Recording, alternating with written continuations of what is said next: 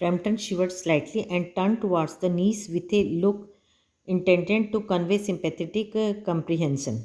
Frampton को बहुत कँपकँपी हुई और उसने नीस की तरफ, भतीजी की तरफ देखा कि कुछ वो संवेदना प्रकट करे, मतलब थोड़ी सिंपैथी बताए. The child was staring out through the open window with A dazed horror in her eyes.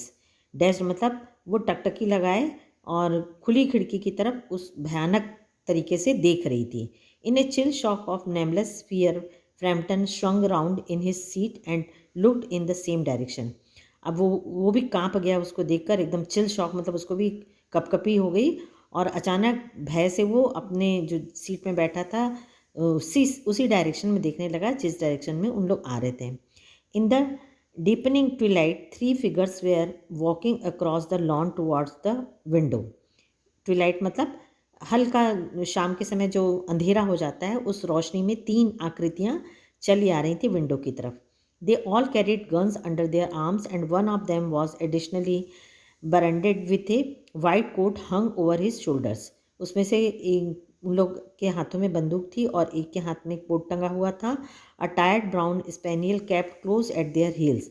और उनके पीछे एक ब्राउन कलर का स्पेनियल डॉग पीछे पीछे धीमे धीमे चले आ रहा था. Noiselessly they neared the house. और वो बिना हल्ला किए घर के पास आए.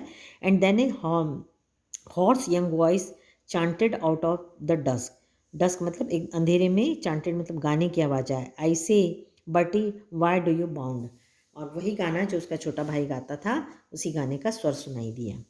फ्रेमेंटन grabbed wildly at his stick and had the hall door, the gravel drive, and the front gate were dimly noted stage in his headlong retreat.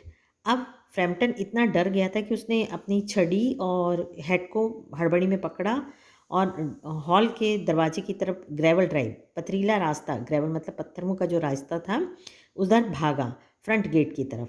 और बिना रुके बिना दौड़े वो वहाँ पहुँचा. A cyclist coming along the road had to run into the hedge to avoid imminent collision. Imminent collision मतलब होता है एक्सीडेंट से बचने के लिए. एक साइकिल वाला आ रहा था, वो झाड़ियों में, हेज मतलब झाड़ियों में गिर गया.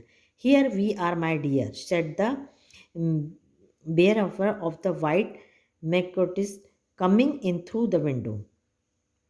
और अब वो आकर बोलते हैं कि हम आ गए उसी खिड़की से. Who bolted out as we came up. जब हम आ रहे थे तो उधर कौन भागा. A most extraordinary man, a Mister Nuttall said Mrs Sepelton. Mrs Sepelton बोलती हैं कि एक अजीब सा आदमी था Mister Nuttall. He could only talk about his illness and dashed off without a word of goodbye और apology. When you arrived one would think he had seen a ghost.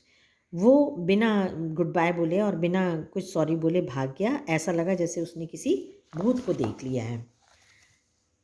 I expect it was the spaniel said the niece calmly. Niece बोलती है भतीजी की शायद वो उस spaniel dog के कारण भागा है. He told me had a horror of dogs. उसे कुत्तों से बड़ा डर लगता था. He was once haunted into a cemetery somewhere on the banks of the Ganges by a pack of dogs. उसने मुझे बताया था, कैमेट्री मतलब होता है कि कब्रिस्तान. कुछ लोगों ने गंगा के पास कुत्तों के झुंड ने उसे दौड़ाया था और कब्रिस्तान तक ले गया था. And had to spend the night in a newly dug grave. और एक ताज़ी खुदी हुई कब्र में उसे समय बिताना पड़ा. With the creatures snarling and grinning. Snarling मतलब गुर्राना और ग्रीनिंग, और आंखें फाड़ के उन लोग एक टकटकी लगाए. एंड फोमिंग जस्ट, और झाग निकल रहा था उन डॉग के ऊपर से अबव हिम, और वो उसी कब्र के अंदर था. कौन किसके बारे में बता रही थी वो नीस? मिस्टर उस व्यक्ति के बारे में जो अपने इलाज के लिए आया था. Romance at short notice was her speciality. और वो बहुत कम समय में उसके बारे में बताती है कि फ्रैम्पटन के बारे में वो इस तरह की कहानी गढ़ती है. ऐसा होता नहीं है. वो जो डॉग के बारे में बताती है वो एक किस्सा रहता है. दरअसल होता क्या है, वो जो 3 फिगर्स होती हैं वो घोस्ट रहते हैं उनके, और उनको देख के वो भाग जाता है. Thank you.